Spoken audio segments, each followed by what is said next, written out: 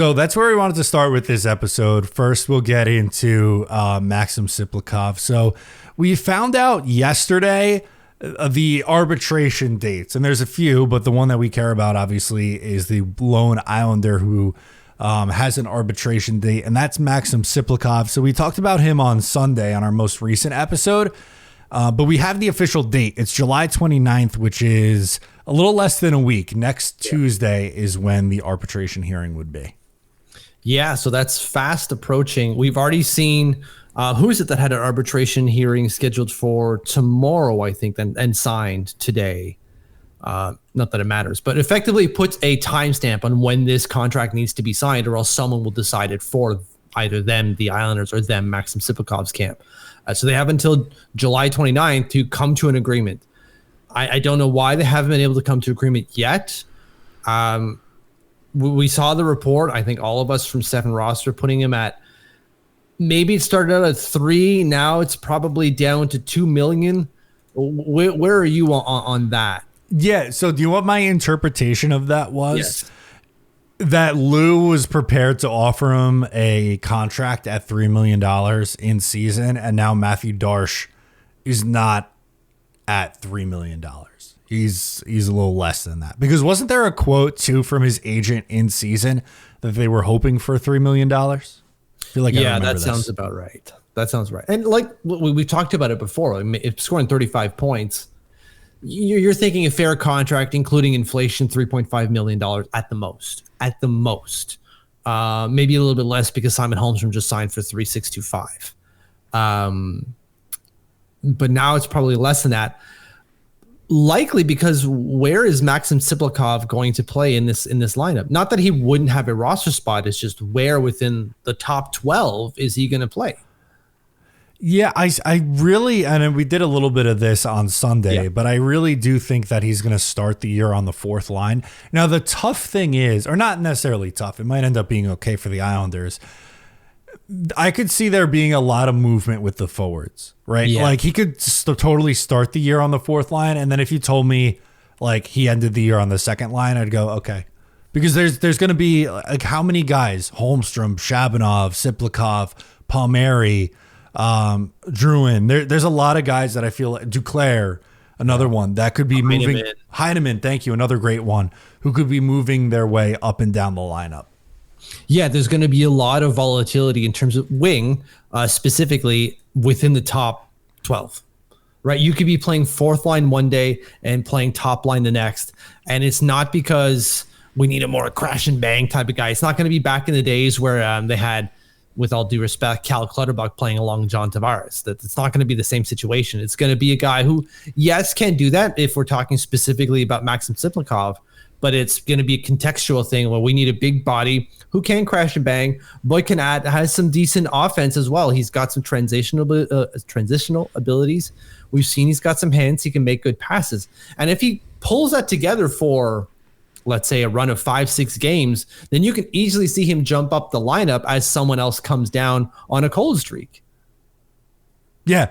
No, 100%. It's gonna fluctuate. I think that's the point that I wanted to make, and what you're kind of saying there is it has the potential to fluctuate depending on who's hot and who's not right now, or at whatever point during the season. But it's hard for me with this Tsyplakov contract for a couple reasons. Number one, he has one more year left before becoming a UFA.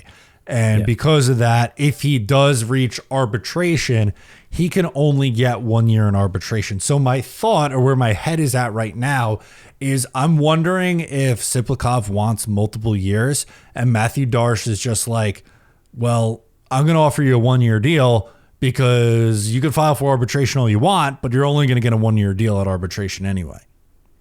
Yeah, so take our 1 year deal or their 1 year deal type of thing, and then take your chances on what they give you. Right. Unless maybe it's, if it's a multiple year deal, it's an AAV thing or something like that. But my initial gut thought here is Lou said one thing, which is closer to 3. Darche is probably closer to 2. And I would imagine that Darche is trying to go shorter term than probably what they would want. Yeah, I think so too. I don't see the reason to lock up someone like Maxim Tsyplakov for more than 2 years at this point. And it's no obviously no disrespect to him, but you're not a lock at a top 6 winger, at least right now. You didn't prove that last year. Sure, you were honest with your difficulties, specifically when it came to conditioning, and that's commendable and respectable and great, even to realize where you could be better. But with all that being considered, that doesn't mean that we need to give you, oh, you were honest, you were relatable. Here's a 5-year deal. Nah, man, like 2-year deal, maybe 3. Even then, I think is too much. 2-year deal, you give yourself a little bit of flexibility. And honestly, for him, that should be pretty good too, because you're still pretty fresh in the UFA process at that point. Yeah, exactly. And that's the interesting part too, is kind of, in addition to what do you pay Maxim Tsyplakov because of what you saw last year, it's also factoring in, all right, well, he has 1 more year left under team control. So how do you do it? Do you want to go longer term and buy some UFA years? Or do you want to be like, hey, you got to prove it again because, 1, it's a new regime, and 2, and by everything Matthew Darsh has said and also kind of done this offseason, he doesn't seem like someone who wants to go crazy long term on depth players. And I think even if Tsyplakov takes a step forward, he would still be a depth player, not a core group guy. No, I totally agree with you. He would definitely be a depth player. I'm just right now, those watching on video are going to see my attention is somewhere else right now.